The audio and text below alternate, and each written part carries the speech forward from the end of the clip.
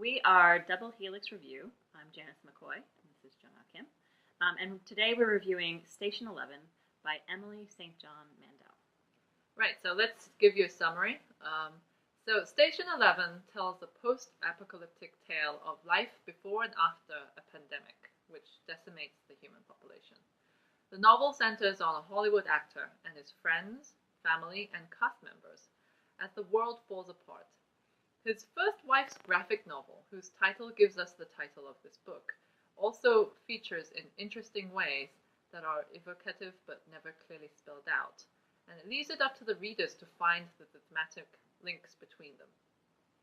So does it work for us? Yes, mostly. Mostly. So what worked? I was definitely engrossed. I got sucked in. I thought the characters had real depth and complexity. And then you have a plot that goes from point of view to point of view and back and forth through time before and after the pandemic in a way that I found suspenseful, because you start filling in the details of how things end up, the connections between the past and the present without knowing it all straight away. Right. The non-linear plotline I really liked. And the novel was recently nominated for the National Book Award. And that's what caught our interest, because it's unusual to see. I'm not sure I would call this genre fiction, but it has elements of sci-fi, more elements than most mainstream literature does. I agree. Yeah. And so, as you might expect from such a nominee, that the writing was very strong. And I really enjoyed thinking about the connection between Station 11, the comic, the graphic novel, and Station 11, the novel that contains it. It's not hammered home. It's not, the author doesn't tell you this is why this book is here.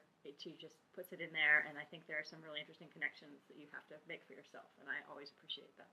Yes, I think what's really good about this book is how the writing is so good that it draws out these themes without, like you say, hammering it in, or without being so distracting from the very neatly constructed plot. Mm-hmm.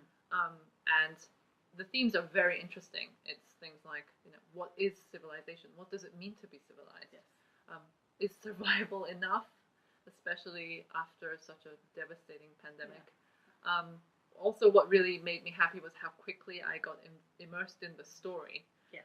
It's because of the writing. Yeah, it's good. Yeah, there weren't any gimmicks, and it was good old-fashioned, straightforward writing, which I really appreciate the storytelling. Yeah, good storytelling.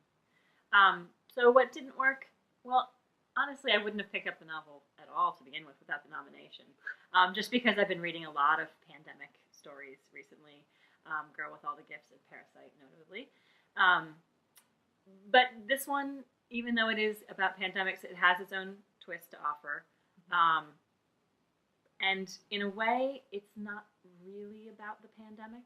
No, I agree. It's really about what is civilization and what it would be like to live after what we think of civilization is gone. And the pandemic was just a vehicle to accomplish that. Right. And what that means is that the details of that post-pandemic world are not as convincing as they could be. I agree.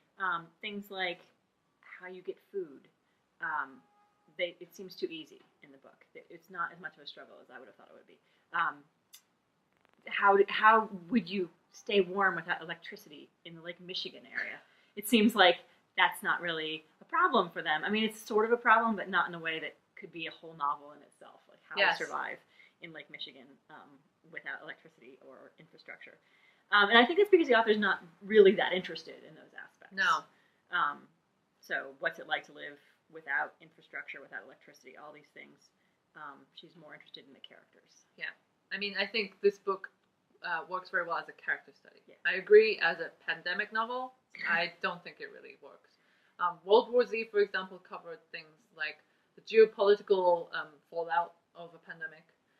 It deals with, the psychological aspect of a pandemic. Mm-hmm. And, it really dives into the pandemic as a subject matter. But here, it's really a plot device. Yeah. For the characters. As you pointed out when we were talking earlier, it happens really fast.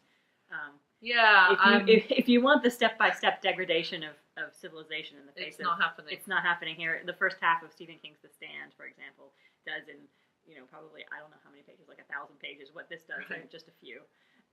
So. Yeah, I agree. So the conclusion is it's an engrossing storyline that pulls you in immediately, but the sophistication of the character drawing is what makes you keep on reading. For hardcore science fiction fans, you may be disappointed with the relative lack of information around the pandemic, but we think the themes covered in the story make up for it. And the writing itself is very strong.